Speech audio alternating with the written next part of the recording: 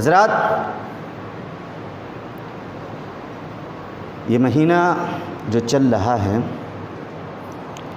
ہم سب اچھی طرح جانتے ہیں کہ یہ مہینہ ہمارے اور آپ کے پیارے آقا علیہ الصلاۃ والتسلیم کی ولادت کا مہینہ ہے۔ اس مہینے کی 12 تاریخ کو پیغمبر اعظم اس دنیا میں تشریف لائے۔ آپ غور کیجئے گا تو یہ پتہ چلے گا کہ اللہ رب العزت نے اپنے محبوب کو ایسے دن اور ایسے مہینے میں پیدا فرمایا جس کا پہلے سے کوئی خاص وقار نہیں تھا، جس کا پہلے سے کوئی خاص رتبہ نہیں تھا، اس لیے کہ دنوں کا جو سردار ہے وہ جمعہ ہے، دنوں کا سردار جمعہ، لیکن اللہ رب العزت نے اپنے محبوب کو جمعہ کے دن پیدا نہیں فرمایا۔ مہینوں میں جو سب سے افضل مہینہ ہے وہ رمضان المبارک کا مہینہ، لیکن اللہ رب العزت نے اپنے محبوب کو رمضان المبارک کے مہینے میں بھی پیدا نہیں فرمایا۔ جس وادی میں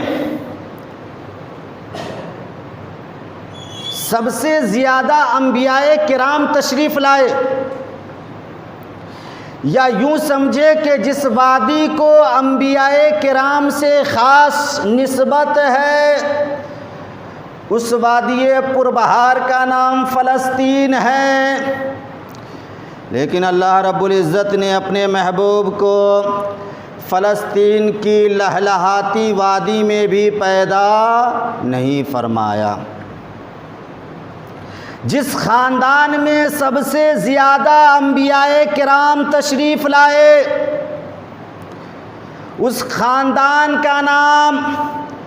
خاندان بنی اسرائیل ہے، لیکن اللہ رب العزت نے اپنے محبوب کو خاندان بنی اسرائیل میں بھی پیدا نہیں فرمایا۔ اور جس دن کو عظمت والا دن کہا جاتا ہے،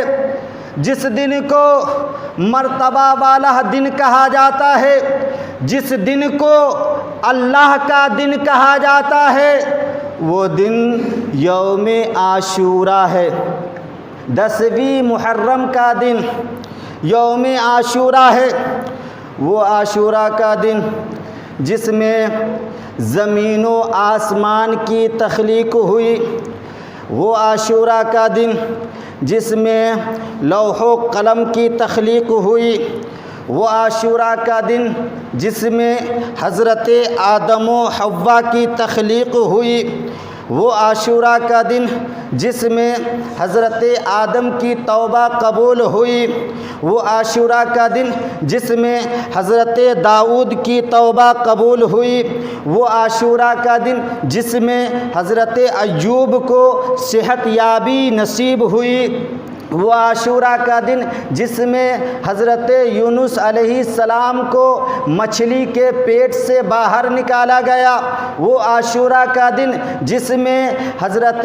عیسیٰ علیہ السلام کو آسمان پر اٹھایا گیا، لیکن اس عظمت والے دن میں بھی اللہ نے اپنے محبوب کو پیدا نہیں فرمایا۔ تو اب سوال یہ پیدا ہوتا ہے کہ آخر کیوں اللہ رب العزت نے اپنے محبوب کو ایسے دن اور ایسے مہینے میں پیدا فرمایا کہ جس کا پہلے سے کوئی خاص وقار نہیں تھا، جس کا پہلے سے کوئی خاص رتبہ نہیں تھا؟ تو سنو مسلمانوں، علماء کہتے ہیں کہ اگر اللہ رب العزت اپنے محبوب کو جمعہ کے دن پیدا فرماتا، اگر اللہ رب العزت اپنے محبوب کو جمعہ کے دن پیدا فرماتا تو زمانے کے کچھ عقل مند یہ کہتے کہ جمعہ کی وجہ سے رسول پاک کو عزت ملی ہے۔ اگر اللہ اپنے محبوب کو رمضان المبارک کے مہینے میں پیدا فرماتا تو زمانے کے کچھ لوگ کہتے کہ رمضان المبارک کی وجہ سے رسول پاک کو عزت ملی ہے۔ اگر اللہ رب العزت اپنے محبوب کو خاندان بنی اسرائیل میں پیدا فرماتا تو زمانے کے کچھ عقل مند کہتے